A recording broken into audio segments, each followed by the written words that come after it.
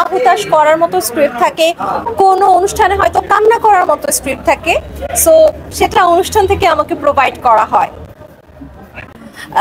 এতদিন তো ভাবতাম না, সবাই যখন আপনারা বলছেন যে একটা অভিনয়ে কাজ করা উচিত, চলচ্চিত্রে আসা উচিত, তখন ভাবছি কেন না নিজেকে আরেকটু প্রস্তুত করি। যদি আমার পছন্দ মতো কোনো কাজ পাই, পছন্দ মতো গল্প পাই, আমার যদি মনে হয় যে হ্যাঁ আমি এটার জন্য ফিট, তখন নিশ্চয়ই কেন না ভেবে দেখবো। এখন পেশায় আমি একজন উপস্থাপিকা, সো এটাই আমার কাজ, এটা করতে ভালো লাগে, সো এটাই করছি। একটা কাজ যখন আমরা শুরু করি, একটা স্বপ্ন নিয়ে শুরু করি যে আসলে ক্যারিয়ার পাথটা কোন দিকে নিয়ে যেতে চাই। সো সবসময় আমি চেষ্টা করেছি এমন কিছু করতে যেটাতে আসলে আমার মন চায় বা আমার ইচ্ছে হয়, আমাকে চারপাশ থেকে সাপোর্ট করে। সো আমি অ্যাঙ্করিংটাকে বেছে নিয়েছিলাম, আমার পরিবার এটাকেই আসলে বেছে নিয়েছিল আমার জন্য। আমার এটা করতে বেশ ভালোই লাগে। আমি সবসময় বলি আমি একজন উপস্থাপিকা, আমার আরো অন্য পরিচয়ও আছে, সেটা আমি কখনোই ওভাবে বলি না।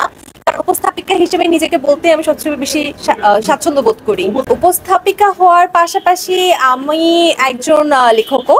আমার বিগত বইমেলাগুলোতে অনেকগুলো বইও এসেছিল।